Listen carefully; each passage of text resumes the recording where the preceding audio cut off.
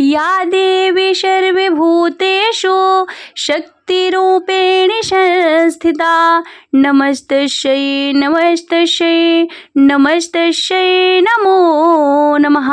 जय माता दी। आप सभी का भक्ति चैनल पर हार्दिक स्वागत है। माता रानी कृपा आप पर और आपके परिवार पर सदैव बनी रहे। आज आप सुनेंगे श्री देवी भागवत महापुराण की कथा, आगे का अध्याय।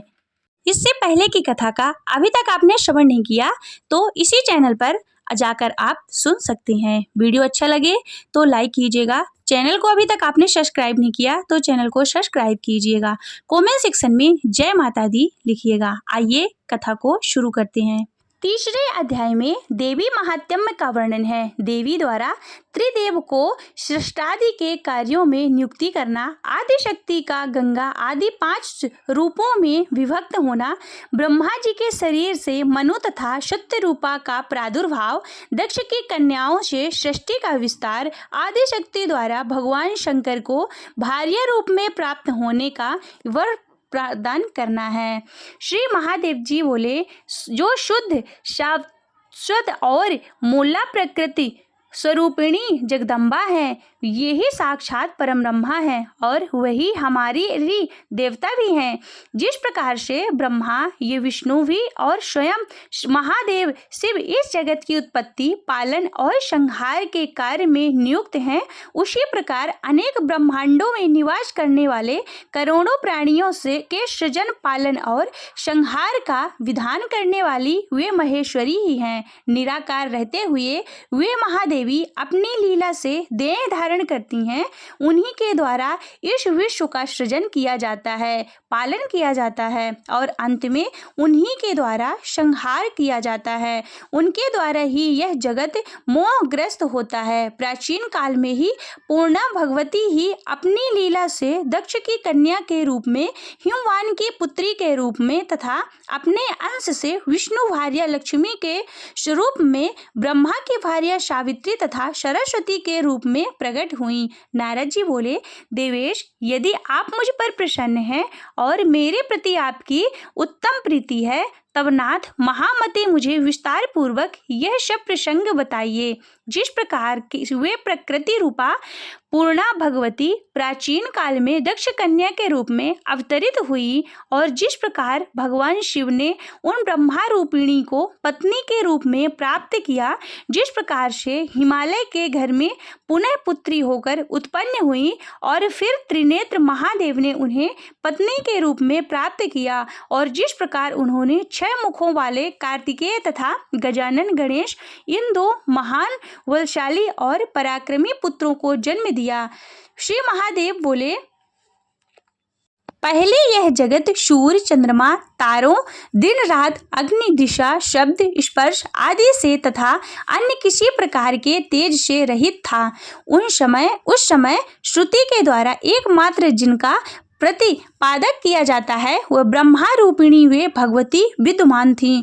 सच्चिदानंद विग्रह वाली वे प्रकृति रूपा भगवती रूप ज्ञान से युक्त, नित्य वाणी से भरे, निर्व्यक्त योगियों के द्वारा कठिनता से प्राप्त होने वाली, सर्वत्र व्यापक रहने वाली, उपद्रवों से रहित, नित्यानंद रूपिणी तथा सूक्ष्म और गुरुत्व आदि गुणों से भरे हैं। उन भगवती की सृष्टि करने की इच्छा हुई। उसी समय रूप सहित होते हुए वे प्रकृति रूपिणी उन परंपरा ने अपनी इच्छा से शीघ्र ही प्रसन्नता पूर्वक रूप धारण कर लिया। इनका विग्रह निखरे हुए काजल के समान था। विकसित कमल के समान सुंदर मुख था। 4 भुजाएं थी। नेत्र लाल वर्ण के थे। बाल खुले हुए थे और दिशा रूपी वस्त्र से सुशोभित, स्थूल तथा अन्य स्तनधारणी ज्योतिर्मयी हुए सिंह की पीठ पर विराजमान थी। तदंतर उन्होंने अपनी इच्छा से अपने रजस, सत्य और तमोगुण के द्वारा शीघ्र ही चैतन्य सहित एक पुरुष की सृष्टि की। तत्व आदि तीनों गुणों से युक्त उन उत्पन्न पुरुषों को देखकर भगवती ने स्वेच्छा से उस पुरुष में सृष्टि करने की अपनी इच्छा का समावेश किया। यह देखकर यह शक्तिमान पुत्र तीनों गुणों से के आश्रय से ब्रह्मा, विष्णु और शिव नाम वाले 3 पुरुषों के रूप में प्रकट हो गए। इस पर भी सृष्टि नहीं हो रही थी। ऐसा देखकर उन भगवती ने उन पुरुष को जीवात्मा और परमात्मा इन दोनों रूपों में विभक्त कर दिया। इसके बाद प्रकृति अपना इच्छा से स्वयं अपने को भी 3 भागों में विभक्त कर दिया। विद्या और परमा इन 3 प्रगट रूपों में प्रकट हो गई।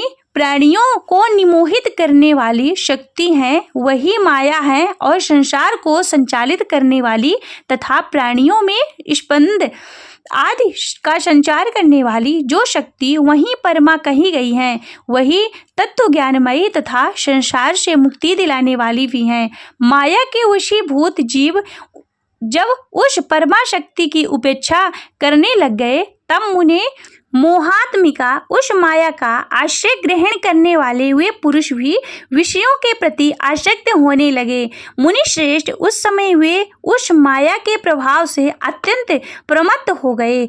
तीसरी तो जो परा विद्या है वह स्वयं गंगा, दुर्गा, सावित्री, लक्ष्मी और सरस्वती इन 5 रूपों में विभक्त हो गई। उन साक्षात जगत पालिनी पूर्णा प्रकृति ने सृष्टि कार्य में ब्रह्मा, विष्णु तथा शिव को अलग अलग नियुक्त करने को कहा। मैंने सृष्टि के निमित्त ही आप लोगों को अपनी इच्छा से उत्पन्न किया है, अतएव महाभाग आप लोग वैसा ही कीजिए जैसी मेरी इच्छा है। ब्रह्मा अनेक प्रकार के विचित्र तथा असंख्य स्थूवर और जंगम प्राणियों की निर्वंत भाव से उत्पन्न करें। विशाल भुजाओं वाले और बलशालियों में श्रेष्ठ विष्णु जगत के क्षुब्ध करने वाले दुष्टों का संहार करते हुए सृष्टि का पालन करें और अंत में जब मेरी नाश करने की इच्छा होगी तब तमोगुण युक्त शिव संपूर्ण जगत का नाश करेंगे।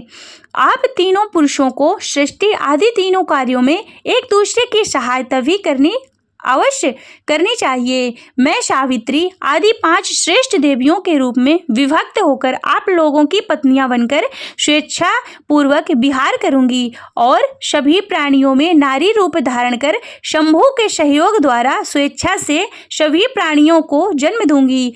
ब्राह्मण, अब आप मेरी आज्ञा से मानवीय सृष्टि कीजिए, नहीं तो इस सृष्टि का विस्तार नहीं हो पाएगा। ब्रह्मा आदि से ऐसा कहकर वे प्रकृति रूपिणी परात्परा महाविद्या उनको देखते ही देखते अंतर्ध्यान हो गईं और उनका यह वचन को सुनकर ब्रह्मा जी ने सृष्टि कार्य करने आरंभ कर दिया। इधर भगवान महेश्वर उन पूर्ण प्रकृति को पत्नी रूप में प्राप्त करने के लिए संयत चित्त होकर भक्ति पूर्वक तप के द्वारा आराधना करने लगे। अपने ज्ञान नेत्र से महेश्वर को ऐसा करते देखकर वे परम पुरुष विष्णु भी उन्हीं को प्राप्त करने के निमित्त तपस्या करने के लिए बैठ गए।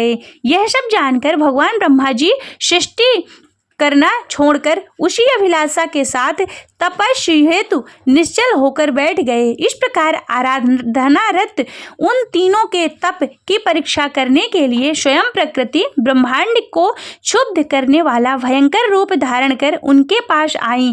उन्हें देखकर ब्रह्मा जी भयंक्रांत हो गए और उन्होंने अपना मुख फेर लिया और वे उनके सम्मुख पुनः गईं। तब भी ब्रह्मा जी विमुख हो गए। इस प्रकार से वे चारों दिशाओं में क्रम से क्रम 4 बार गईं। इससे अत्यंत डरे हुए ब्रह्मा जी के 4 मुख वाले हो गए और भय से संत्रस्त होकर वे तपस्या छोड़कर उसी समय वहां से भाग गए। इसके बाद महान भय उत्पन्न करने वाली वे प्रकृति वहां पर शीघ्र पहुंची जहां पर परम विष्णु एकत्रित होकर तप कर रहे थे। उन्हें देखकर 1000 सिर, 1000 नेत्र तथा 1000 पैरों वाले वे विष्णु भी उस समय भयभीत हो गए और तपस्या छोड़कर आंखें बंद किए हुए जल के अंदर प्रविष्ट हो गए। इस प्रकार उन दोनों की तपस्या भंग हो जाने पर भीषण रूप वाली वे प्रकृति महेश के पास गईं, किंतु वे किसी की तरह उनका ध्यान भंग करने में समर्थ नहीं हो सकीं। अपने विज्ञान विशेष से भगवान शिव भयंकर रूप वाली देवी प्रकृति को परीक्षा के लिए आई हुई जानकर समाधि में ही बैठे रहे। उससे अत्यंत प्रसन्न हुई। प्रकृति स्वरूपिणी श्रेष्ठ भगवती जो गंगा स्वरूप से स्वर्ग में स्थित हैं, भगवान शिव को देवी पूर्णा के स्वरूप में प्राप्त हुई। उन्होंने अपनी पूर्ण प्रतिज्ञा के अनुसार अपने अंश से सावित्री होकर पति रूप में ब्रह्मा को प्राप्त किया। महामते, इस प्रकार उन्होंने अपने ही अंश से लक्ष्मी होकर विष्णु को पति रूप में प्राप्त किया और अपने ही अंश से सरस्वती के रूप में भी वे भगवती प्रतिष्ठित हुई। इसके बाद महामते, समाधि भंग हो जाने के अनंतर उन लोक पितामह ब्रह्मा ने पृथ्वी आदि महाभूतों तथा अन्य तत्वों की उत्पत्ति करके मारीचि, अत्रि, पुलह, क्रतु, अंगिरा, प्रचेता, वशिष्ठ, नारद, भृगु और पुलस्त्य इन 10 मानस पुत्रों का सृजन किया। महामते, ये सभी 10 पुत्र समान गुण प्रभाव वाले थे। इसके बाद उन्होंने दक्ष आदि प्रमुख प्रजापतियों तथा मनुष्यों की उत्पत्ति की। तदंतर उन्होंने मानसी पुत्री संध्या और मनोभव कामदेव को उत्पन्न किया तथा पुनः स्वर्ग, मृत्युलोक एवं पाताल लोक में स्त्री पुरुषों को विमोहित करने के लिए काम रूप उस पुरुष को स्वयं नियुक्त कर दिया। प्रजापति ब्रह्मा ने सभी प्राणियों में विमोह उत्पन्न करने के उद्देश्य से उन्हें पुष्पमय धनुष तथा पुष्पमय 5 बाण प्रदान किए। तत्पश्चात ब्रह्मा जी ने अपने उत्तम शरीर के 2 भागों से विभक्त किया। उनके शरीर के बाएं आधे भाग से सक्त रूपा नामक सुंदर स्वरूप वाली स्त्री उत्पन्न हुई और दाएं आधे भाग से स्वयंभू नाम वाले मनु उत्पन्न हुए। उन्होंने कामदेव के 5 पुष्प वाणों से आहत मनोहर मुस्कान युक्त उस सुंदर अंगों वाली शतरूपा को भार्या के रूप में ग्रहण किया। मुने, तत्पश्चात उन स्वयंभू मनु से उस शतरूपा से 3 कन्याएं तथा 2 पुत्र उत्पन्न किए। देवर्षिवर वे अकुति, देवहूति और प्रसूति नाम की कन्याएं थी, जहां प्रियव्रत और उत्तानपाद नाम के पुत्र थे। उन्होंने अकुति नामक अपनी पुत्री रुचि प्रजापति को, मध्यमा पुत्री देवहूति ऋषि करदम को तथा सुंदर स्वरूप वाली तीसरी पुत्री प्रसूति दक्ष प्रजापति को समर्पित कर दी। करदम ने देवहूति से अरुंधरी आदि 9 पुत्रियां की। वे पुत्रियां वशिष्ठ आदि ऋषियों की भार्याएं हुईं। प्रजापति दक्ष की 14 कन्याएं हुईं। अदिति, दिति, दनु, काष्ठा, अरिष्ठा, सुरसा, तिमि, मनु, क्रोधवशा, ताम्रा, विंता, कड्डु, स्वाहा और मनुवती। वे उन कन्याओं के नाम कहे गए हैं जिन्होंने उनमें से स्वाहा नाम की कन्या अग्नि को और शेष 13 कन्याएं ऋषि कश्यप को प्रदान कर दी। कश्यप ने स्वयं उन पत्नियों से नाना विधि प्रजाएं उत्पन्न की। तब उन प्रजाओं से संपूर्ण जगत व्याप्त हो गया। इस प्रकार भगवान ब्रह्मा ने इस सारे संसार की सृष्टि की। तदंतर देवी प्रकृति ने उन ब्रह्मा से कहा, महामते, द्विजगण तीनों संध्याओं में जिनकी उपासना करते हैं वे सावित्री मेरे अंश से उत्पन्न हुई। वे सरस्वती तथा लक्ष्मी भी मेरे ही अंश से उत्पन्न हुई हैं, जिन्होंने अपनी लीला ये तीनों लोकों के पालन करता विष्णु को पति रूप में प्राप्त किया।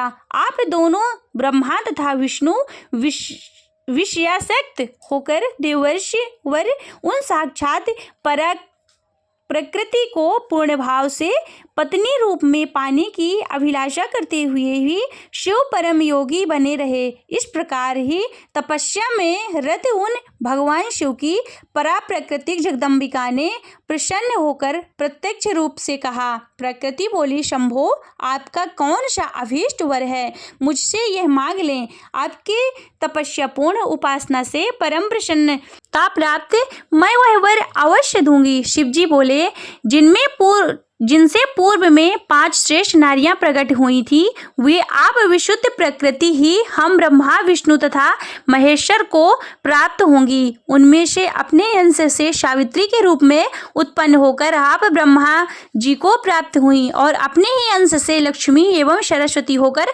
विष्णु को प्राप्त हुई। किंतु परशा पूर्णा प्रकृति आप स्वयं अपनी लीला से कहीं जन्म लेकर मुझे प्राप्त हो। प्रकृति बोली, दक्ष प्रजापति के यहाँ अपनी माया से उत्पन्न होकर मनोहर शरीर वाली पूर्णा प्रकृति मैं आपकी भार्या बनूंगी। जब दक्ष के यहाँ उनके देहाविभाव से मेरा तथा आपका अनादर होगा, तब आप अपने माया रूपी अंश से उन्हें विमोहित कर मैं अपने स्थान को चली जाऊंगी। महेश्वर, उस समय आपसे मेरा वियोग हो जाएगा, तब मैं आप ही मेरे बिना कहीं भी नहीं ठहर सकेंगे। इस प्रकार हम दोनों के बीच परम प्रीति बनी रहेगी। श्री महादेव बोले, मुनिश्रेष्ठ, वे परमेश्वरी प्रकृति महेश्वर से ऐसा कहकर अंतर्ध्यान हो गई। शिव के मन में प्रसन्नता व्याप्त हो गई। इस प्रकार श्री महाभागवत महापुराण के अंतर्गत श्री शिव नारद संवाद में महेश्वर दान वर्णन नामक तीसरा अध्याय पूर्ण हुआ। बोलिए उमापति महादेव की जय। आदिशक्ति माँ जगदम्बा की जय।